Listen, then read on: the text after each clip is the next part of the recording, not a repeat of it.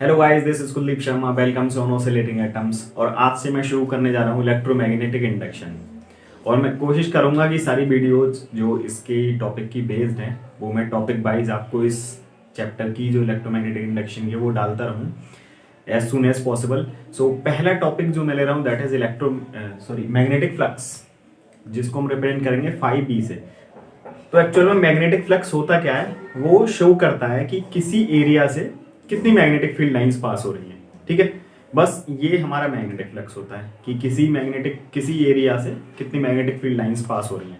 अब वो एरिया कैसा है, इट इज सर्कुलर और स्क्वायर या रेक्टेंगल, वो अलग अलग एरिया पे डिपेंड करेगा उसके फ्लक्स का। सो सबसे पहले मैं बताता हूँ, स्टार्ट करते हैं वीडियो को। और ये मान लेता हूँ मैं, कोई मेरा क्या है भाई, कोई सरफेस एरिया है जिसका एरिया ए है।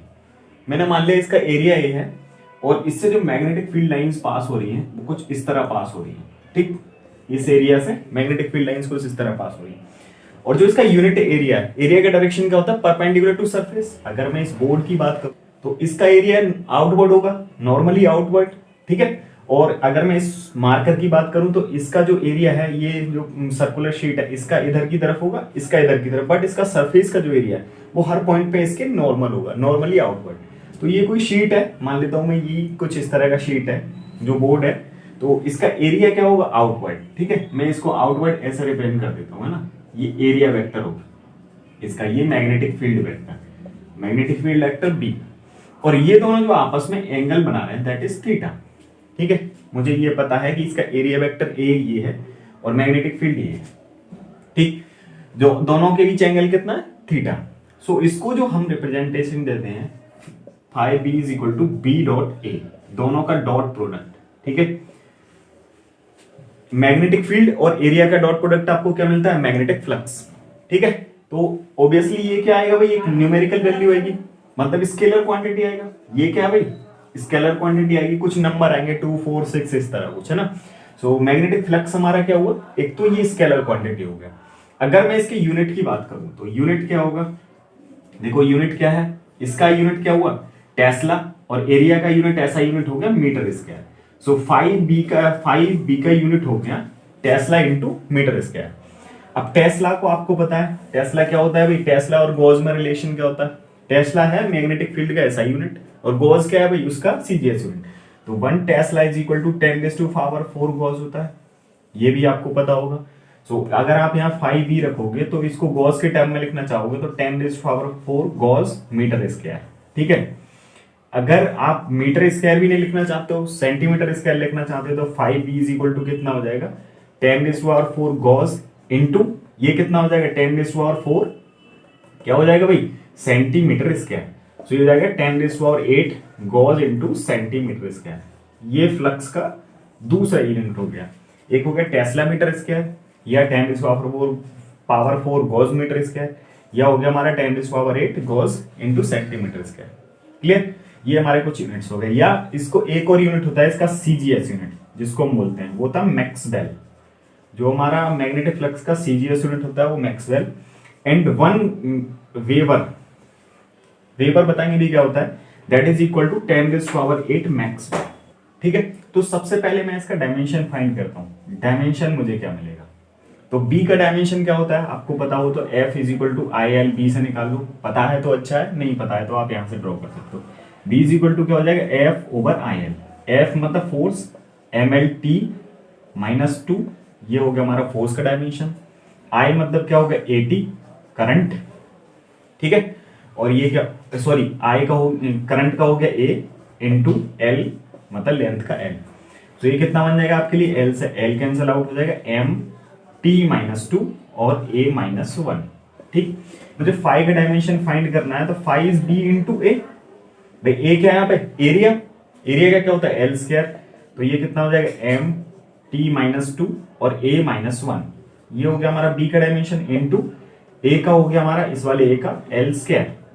तो फाई का हो गया ML2T -2 A -1।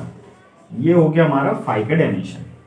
भाई ML2T -2 किसका डायमेंशन होता है, एनर्जी का डायमेंशन। ठीक है, तो देखो ये डायमेंशन क्या है, एनर्जी का डायमेंशन। तो मैं इसको ऐसे लिख सकता हूं ना, देखो टेस्ला इंटू मीटर स्क्वायर इसका डायमेंशन था भाई। ठीक है, इसको लिख सकता हूं एनर्जी अपॉन क्या भाई, ये करंट लिख सकता हूं ना। और एनर्जी किसके इक्वल होता है, वर्क के, वर्क एनर्जी थ्योरम से, तो वर्क अपॉन करंट। ठीक है भाई, आर यू सेटिस्फाइड भाई, इससे अपॉन ए कर दोगे मतलब करंट का डायमेंशन आ गया। ठीक है, तो ये क्या आ गया मुझे, वर्क अपॉन करंट। तो पोटेंशियल इज इक्वल टू क्या होता है, वर्क पर यूनिट चार्ज, मतलब V इज इक्वल टू क्या होता है, W ओवर Q। तो W इज इक्वल टू क्या मिल जाएगा सर, V इंटू Q। और करंट क्या होता है, Q ओवर T। ठीक है, तो ये वाली वैल्यूज प्लेस करते हैं हम इसमें। Tesla into metre square is equal to क्या, वर्क का क्या हो गया भाई हमारा, V इंटू Q। और करंट क्या हो गया हमारा, Q अपॉन T, मतलब T ऊपर चला जाएगा, Q से Q कैंसिल आउट, तो V इंटू T। अच्छा, V का पोटेंशियल क्या, पोटेंशियल का यूनिट क्या होता है, वोल्ट। ठीक है, और टाइम का क्या होगा, सेकंड। तो टेस्ला इंटू मीटर स्क्वायर किसके इक्वल होगा, वोल्ट इंटू सेकंड के। अब इसी को वोल्ट इंटू सेकंड को हम वेबर बोल देते हैं। ठीक है, वेबर। ठीक, वेबर रिप्रेजेंटेशन WV। तो WV इज इक्वल टू किसके हो गया भाई हमारा, वेबर, जो किसके इक्वल हो जाएगा, टेस्ला इंटू मीटर स्क्वायर के। ठीक है, अब मैं कंसीडर करता हूं कोई प्लेन शीट, ये मेरी प्लेन शीट है। ठीक है, इसका एरिया सपोज मान लेता हूं मैं ds है, इस प्लेन शीट का एरिया ds है, और ये सपोज इसमें मैग्नेटिक फील्ड लाइंस है, ये वाली मैग्नेटिक फील्ड लाइंस। ठीक है, और इसका यूनिट वेक्टर जो है वो एरिया का वो कुछ इस तरफ है, दोनों के बीच एंगल कितना, थीटा। ठीक है, तो मैं इस पूरे शीट के लिए अगर मैग्नेटिक फील्ड का इक्वेशन लिखना चाहूंगा तो वो कैसे लिखूंगा, D phi B is equal to B dot D S. अब आपको पता है कि डॉट प्रोडक्ट कैसे ओपन करते हैं हम, D phi B is equal to कितना हो जाएगा, B D S cos angle कितना, थीटा, दोनों के बीच में। तो ये हो गया हमारा मैग्नेटिक फील्ड का, मैग्नेटिक फ्लक्स का equation, B D S cos theta. अब इसकी कंडीशंस देखते हैं, मैक्सिमम कब होगा और मिनिमम कब होगा। तो मैं देखता हूं फॉर मैक्सिमम, तो मैक्सिमम के लिए क्या होना चाहिए, कॉस थीटा मैक्सिमम होना चाहिए। कॉस थीटा की वैल्यू क्या होनी चाहिए, मैक्सिमम, और मैक्सिमम कितनी होती है इसकी, 1। ठीक है, उसका मॉड ले रहे हैं हम इधर +1 और -1। ठीक, तो ये कब होगा, थीटा कब मिलेगा, जब 1 कब मिलेगा, जब 0 डिग्री होगा। ठीक है, cos 0 कितना होता है, 1 मिलता है हमको। 0 का मतलब क्या है कि जो मैग्नेटिक फील्ड लाइंस है और जो हमारा एरिया वेक्टर है वो पैरेलल हो। ठीक है, मतलब दोनों ही शीट के क्या हो, परपेंडिकुलर हो, क्योंकि area vector is always perpendicular to that sheet. So magnetic field should be also perpendicular to that sheet, surface of that sheet. ठीक है, तो दोनों अगर परपेंडिकुलर शीट के, प्लेन के, या मैं कह सकता हूं दोनों पैरेलल, एरिया और मैग्नेटिक फील्ड दोनों क्या हो भाई, पैरेलल हो, तब क्या मिलेगा हमको, मैक्सिमम मिलेगा। और वो मैक्सिमम वैल्यू कितनी मिलेगी, d5b, max is equal to कितना हो जाएगा, bds। ठीक, bds ये मुझे मैक्सिमम वैल्यू मिल जाएगी कब, जब दोनों ही शीट के परपेंडिकुलर हो। ये सपोज एरिया वेक्टर है तो ये क्या हो, मेरा मैग्नेटिक फील्ड हो। ठीक है, दोनों कुछ इस तरह हो। ठीक, सेकेंडरी का मैं करता हूं मिनिमम के लिए, अगर मिनिमम फाइंड करना है, मिनिमम क्या होगा, अब मिनिमम कब होगा, जब cos थीटा मिनिमम हो। ठीक है, cos थीटा मिनिमम कितना हो सकता है, 0। cos थीटा की वैल्यू मिनिमम कितनी हो सकती है, 0। और cos 0 कब मिलता है, जब 90 डिग्री हो। ठीक, cos 90 कितना होता है मेरा, 0। सो इसमें अगर आप वैल्यू प्लेस करोगे तो d5b minimum is equal to कितना हो जाएगा, 0। सो मुझे मिनिमम वैल्यू कितनी मिल गई, 0, और मैक्सिमम वैल्यू vds। मतलब क्या होगा, 90 डिग्री का मतलब क्या है कि दोनों के बीच एंगल 90 डिग्री हो। ठीक है, तो एरिया तो ऐसे ही रहेगा भाई, हमारा एरिया तो ऐसे ही होगा ना। इस अगर मैं इस बोर्ड की बात करूं तो एरिया आउटवर्ड होगा या इनवर्ड उधर की तरफ। ठीक है, मैं आउटवर्ड कंसीडर कर रहा हूं। मैग्नेटिक फील्ड क्या रहना चाहिए, इसके पैरेलल, इसके बोर्ड के प्लेन के पैरेलल, बोर्ड का जो प्लेन है उसके पैरेलल, जबकि एरिया वेक्टर क्या है, परपेंडिकुलर, तो दोनों के बीच एंगल कितना क्रिएट हो रहा है, 90 डिग्री। उस टाइम क्या मिलेगा आपको, मैग्नेटिक फ्लक्स मिनिमम मिलेगा। मैक्सिमम कब मिलेगा, जब दोनों एक ही डायरेक्शन में हो, मतलब परपेंडिकुलर हो, बोर्ड के प्लेन के परपेंडिकुलर। ठीक, तो उस टाइम मैग्नेटिक फील्ड और जो एरिया वेक्टर है उनके बीच एंगल कितना होगा, 0। मैं कह सकता हूं दोनों पैरेलल है। और जब मिनिमम की बात आएगी तो दोनों कहना चाहिए म्यूचुअली परपेंडिकुलर।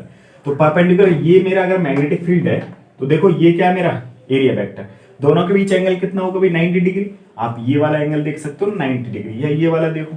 ठीक है, तब क्या मिलेगा मुझे, मिनिमम वैल्यू मिलेगी। तो हम बात करते हैं नेगेटिव और पॉजिटिव मैग्नेटिक फ्लक्स की। ठीक है, सो मैं ये मैग्नेटिक बार कंसीडर करता हूं जिसके NS पोल हैं तो मैग्नेटिक फील्ड लाइंस क्या होंगी, एन से निकलेंगी और एस में एंटर करेंगे, ठीक है। इधर मैग्नेटिक फील्ड इनवर्ड है, इधर मैग्नेटिक फील्ड आउटवर्ड है, आउटसाइड द मैग्नेट। तो देखो जिधर से मैग्नेटिक फील्ड क्या लाइंस होगा, आउटवर्ड मैग्नेटिक फील्ड लाइंस होंगी, उसको हम लेंगे positive magnetic flux. Positive magnetic flux कब लेंगे, जब मैग्नेटिक फील्ड लाइंस आउटवर्ड हो, और इनवर्ड होंगी उसको क्या लेंगे हम, नेगेटिव मैग्नेटिक फ्लक्स। सिंपली है ना। अगर मान लेता हूं इसकी वैल्यू 5 की कुछ भी ऐसा आता है, ये +5 वेबर आता है, ठीक है, तो इधर कितनी आएगी, इसकी वैल्यू -5 वेबर, ठीक है, क्योंकि दोनों का पोल स्ट्रेंथ इक्वल कंसीडर किया हुआ है मैंने। और तो इसमें जो पॉजिटिव है, क्योंकि मैग्नेटिक फील्ड लाइंस आउटवर्ड है, और इसमें क्या मैग्नेटिक फील्ड लाइन इनवर्ड है। तो मैं ऐसा ही एक एग्जांपल कंसीडर करता हूं, जिसमें सिलेंडर कंसीडर कर लेता हूं। ये मेरा सिलेंडर है, ठीक है, और इसकी रेडियस क्या है, आर है, ठीक। ये स्ट्रॉन्ग मैग्नेटिक फील्ड सपोज ये बी में रखा हुआ है, ये बी मैग्नेटिक फील्ड में रखा हुआ है। तो देखो इसका जो ये वाला है सिलेंडर, ठीक, तो ये मैग्नेटिक फील्ड बी में प्लेस्ड है, ठीक। देखो इसकी रेडियस कितनी है मुझे पता है, रेडियस है स्मॉल आर, ठीक, स्मॉल आर, ठीक। और मैग्नेटिक फील्ड की जो वैल्यू है, जो मॉड है उसका मैग्नीट्यूड है, वो बी है, ठीक। तो देखो इसमें क्या मैग्नेटिक फील्ड लाइंस इधर से एंटर करना है और उधर से निकल रहा है, भाई कुछ ऐसा भी रहेगा ना बी, ठीक। तो देखो जिधर से मैग्नेटिक फील्ड लाइंस एंटर करेंगे वो क्या लेंगे हम, इधर देखो जिधर से एंटर करेंगे उसको हम नेगेटिव कंसीडर करेंगे, और जिधर से निकलेंगे मतलब मैग्नेटिक फील्ड लाइंस बाहर आएंगे उसको हम पॉजिटिव लेंगे। मतलब इधर वाला मैग्नेटिक फ्लक्स क्या होगा, पॉजिटिव, और इधर वाला क्या होगा, नेगेटिव। तो मैं इस वाले सरफेस से देखता हूं, पहले इसको ए कंसीडर कर लेता हूं सरफेस, इसको चलो ए बी है तो मैं इसको पी कंसीडर कर लेता हूं और इसको क्यू कंसीडर कर लेता हूं, ठीक है। तो फ्लक्स थ्रू सरफेस पी कितना मिलेगा, क्योंकि मैग्नेटिक फील्ड लाइन निकल रहे हैं, तो वन थिंग पॉजिटिव मिलेगा मुझे, ठीक है। तो बी डॉट ए, ठीक है, तो क्या रहेगा, बी ए कॉस थीटा, ठीक। तो 5p, देखो बी भी इधर है, बी इसका मैग्नेटिक फील्ड इधर है, ठीक है, मैग्नेटिक फील्ड इधर है। अब ये सरफेस एरिया है ना, इससे इसका एरिया क्या होगा, इधर की तरफ, तो दोनों में एंगल कितना मिलेगा, 0। तो बी ए कॉस 0, कॉस 0 कितना होता है, 1, मतलब b इंटू ए। बी कितना है मेरा, उसका स्ट्रेंथ b है, और a कितना हो जाएगा मेरा, सिलिंड्रिकल है, तो पाई आर स्क्वायर। तो p कितना मिल गया मुझे, b into pi R square. अब मैं देखता हूं सरफेस क्यू पे मुझे कितना मिलेगा, फाई की वैल्यू एट सरफेस क्यू। तो इस वाले की बात करेंगे, देखो मैग्नेटिक फील्ड तो इधर है, ये मैग्नेटिक फील्ड है, बट इसका यूनिट वेक्टर इधर है, एरिया वेक्टर जिसको बोलेंगे। तो दोनों में कितने का एंगल है, 180 डिग्री का एंगल है, ठीक है।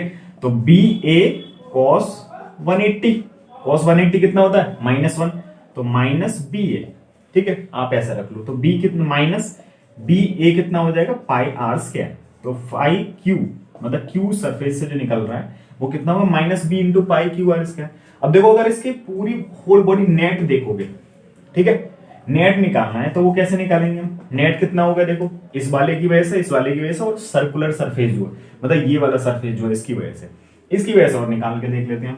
मैं कोई भी कंसीडर कर लेता हूँ पॉइंट इस मार्कर पे, सपोज कोई भी ये पॉइंट कंसीडर कर लिया मैंने, तो इस पर मैग्नेटिक फील्ड तो ये हो गया, मैंने इस पॉइंट को आर नाम दे दिया, ठीक है। बट इसका एरिया वेक्टर क्या होगा, इधर की तरफ, मतलब दोनों में एंगल कितना होगा, 90। ये वाला सरफेस हर पॉइंट पर रेडियली आउटवर्ड होगा एरिया वेक्टर, ठीक है। तो बी एट आर कितना हो जाएगा, फाई एट आर कितना हो जाएगा, बी ए कॉस 90, और कॉस 90 कितना होता है मेरा, 0।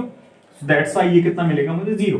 अगर मुझे नेट निकालना है तो नेट कैसा हो जाएगा, नेट फ्लक्स, अगर इसके थ्रू निकालना है तो net flux phi is equal to phi P plus phi Q plus phi R, और वो कितना मिल जाएगा मुझे, देखो ये कितना, b into pi R square minus B into pi R square plus 0।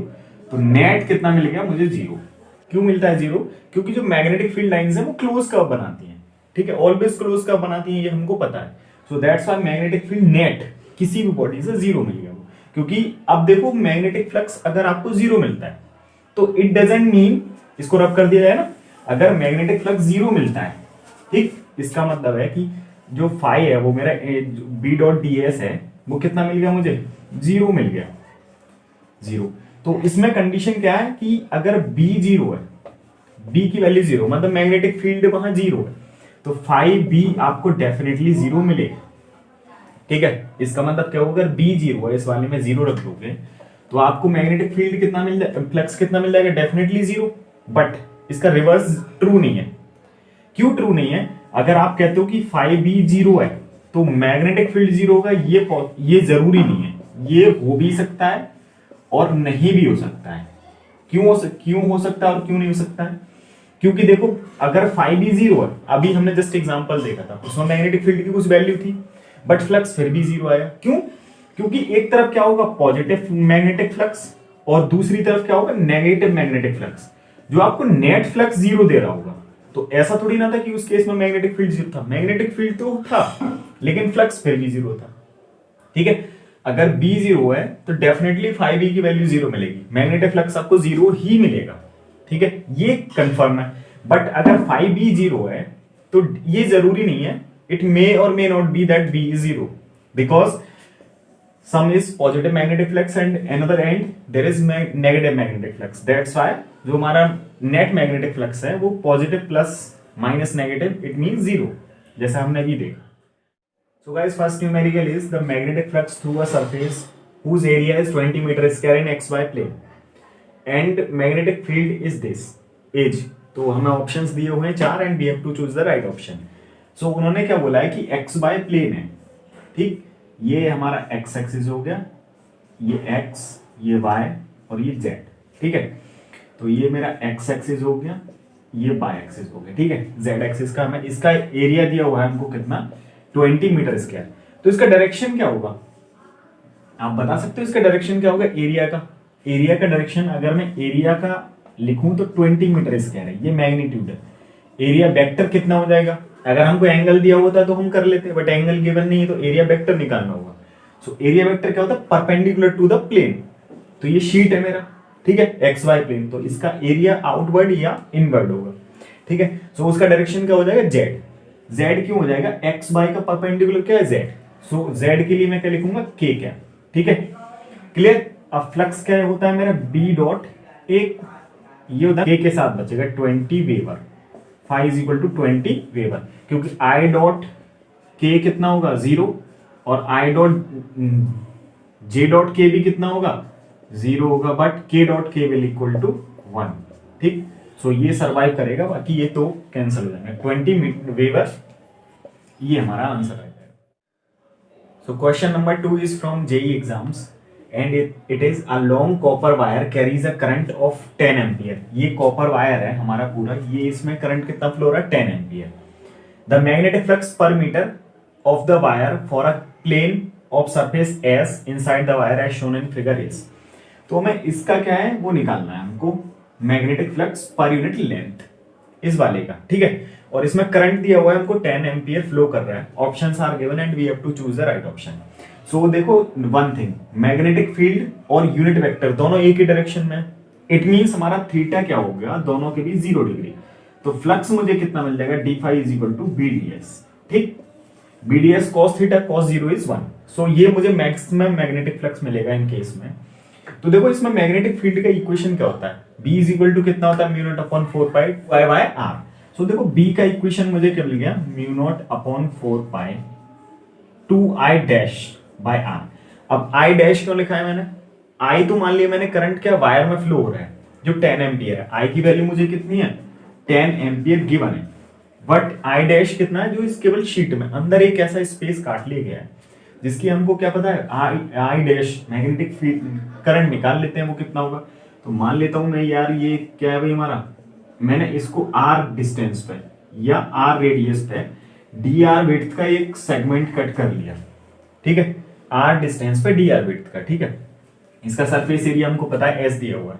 तो देखो, आई डैश कितना हो जाएगा, I dash will be equal to I, पूरा करंट है किसमें, पाई आर स्क्वायर में। ठीक है, इतने में ही है ना भाई, पूरे इसके सरफेस पे। अब हमको निकालना कितना है, पाई स्मॉल आर स्क्वायर में। तो ये कितना हो जाएगा, pi and pi will cancel out, I dash will become I R square upon R square. ठीक है, मैं वैल्यू प्लेस कर लेता हूं, बी कितना हो जाएगा, mu naught over 4 pi 2 by I dash is I R square over R square. So B मिल जाएगा मुझे mu naught upon 4 pi 2 I upon R square into R. So इस सेगमेंट के लिए, ये वाला जो सेगमेंट है इसके लिए फ्लक्स कितना हो जाएगा, वो D five is equal to B D S है। So D five is equal to B कितना है मेरा, mu naught upon 4 pi 2 I R over R square into D S. इसका, हाँ, इसकी लेंथ आपको दी हुई है एल, तो इसका डी एस कितना हो जाएगा इस सेगमेंट का, देखो लेंथ एल है और विड्थ कितनी है डी आर, तो एल डी आर। ठीक है, ये मुझे मैग्नेटिक फ्लक्स मिल गया। अब मुझे क्या निकालना, पूरा मैग्नेटिक फ्लक्स निकालना है। आर की वैल्यू 0 से लेके आर तक। स्मॉल आर कहां से वेरी कर रहा है, 0 से लेके कैपिटल आर तक वेरी कर रहा है, तो मैं इसका इंटीग्रेशन कर लूंगा तो वो कितना मिलेगा मुझे, 0 टू कैपिटल आर। समझ आया मैंने कैसे लिखा है भाई, स्मॉल आर की वैल्यू कितनी है यहाँ पे 0, यहाँ पे कुछ होगी, यहाँ पे कुछ होगी, यहाँ तक आते आते क्या होगी कैपिटल आर। सो डी फाइव। अब मैं बाकी वैल्यूज प्लेस करता हूं और देखते हैं कितना मिलता है हमको। So five is equal to कितना हो गया, 0 टू आर, ये कितना है mu naught upon 4 pi 2 I R over R square into L D R. ठीक है, सो मैं mu naught upon 4 pi constant quantities को बाहर ले सकता हूं, इसमें 2 भी कांस्टेंट है, आई भी कांस्टेंट है और आर स्क्वायर भी कांस्टेंट है। यहां बचा 0 to R R D R, हाँ एल भी कांस्टेंट है। सो ये हो जाएगा mu naught upon 4 pi 2 I by R square into L, और इसका हो जाएगा R square by 2, 0 to R limit. आप लिमिट्स प्लेस करोगे, पहले आर प्लेस करोगे फिर क्या प्लेस करोगे भाई, एल 0, तो आपको मिलेगा आर स्क्वायर बाय 2। ठीक है, यहां से आर स्क्वायर कैंसिल हो जाएगा, ये हो जाएगा म्यू नॉट अपॉन 4 पाई और ये हो गया हमारा 2 आई बाय 2 से 2 भी कैंसिल हो जाएगा, यहां से ये 2 से ये 2 मर जाएगा, क्या बचेगा आई इंटू एल। ये 5 मिल गया मुझे। ठीक है, क्लियर। सो अब चाहिए क्या मुझे, फ्लक्स पर यूनिट लेंथ, जैसा क्वेश्चन में था, तो फ्लक्स पर यूनिट लेंथ कितना हो जाएगा 5 अपॉन एल। सो ये हो जाएगा mu naught upon 4 pi into I मेरा कितना था 10 एम्पियर, तो ये 10 दिया हुआ है, तो 5 डैश कितना हो गया 10⁻⁻6 weber per metre, weber per metre. तो option first is correct. So next question is from IIT JEE 2013. A circular loop of radius 0.3 centimeter lies parallel to the much bigger loop of radius 20 centimeter. ये smaller है, ये bigger loop है. The centers are coaxial. दोनों के center coaxial है. And distance between the center is 15 centimeter. तो दोनों के centers के बीच का distance कितना है 15 centimeter. मैं इसको x consider कर लेता हूँ. If the current of 2 ampere is flowing through a small loop, इससे कितना current flow हो रहा है 2 ampere. तो वो flux link बताना है with bigger coil. तो फ्लक्स के लिए हमको क्या क्या चाहिए, एक तो इससे एसोसिएटेड मैग्नेटिक फील्ड और इसका एरिया। ठीक है, तो हम पहले निकालते हैं मैग्नेटिक फील्ड। मैग्नेटिक फील्ड का इक्वेशन आपको पता ही होगा, mu naught upon 4 pi 2 pi I upon R square plus X square की पावर 3/2 इंटू आर स्क्वायर।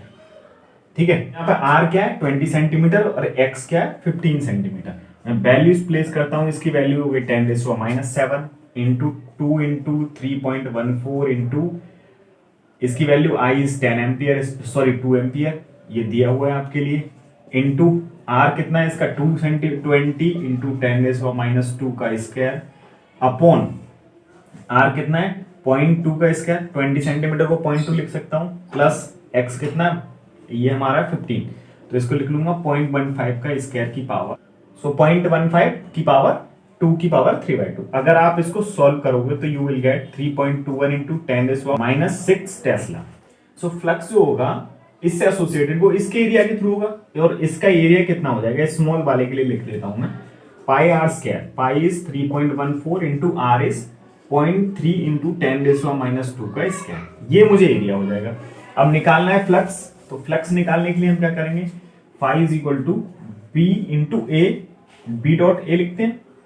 ठीक है, लिखूंगा मैं B A cos theta, cos theta मतलब यहाँ पे थीटा कितना होगा, देखो मैग्नेटिक फील्ड क्या होगा इसके एक्सिस से इधर या इधर, ठीक है बिल्कुल है ना, इधर की तरफ होगा एक्सिस से, इसके एक्सिस से इधर की तरफ, और एरिया भी इसका क्या होगा इधर की तरफ, दोनों क्या हो जाएंगे पैरेलल। cos 0 कितना 1, तो इसको हटा देता हूं मैं, b इंटू ए रह जाएगा। b की वैल्यू कितनी है मेरी 3.21 into 10⁻⁻6 Tesla into area is 3.14 into, जब आप इसको सॉल्व करोगे तो आपको मिलेगा 9.08 इंटू 10⁻11 वेबर। तो आपको most appropriate answer is this, second option is correct. Thank you for watching. If you like the video then subscribe the channel and share the video as well. Thank you so much.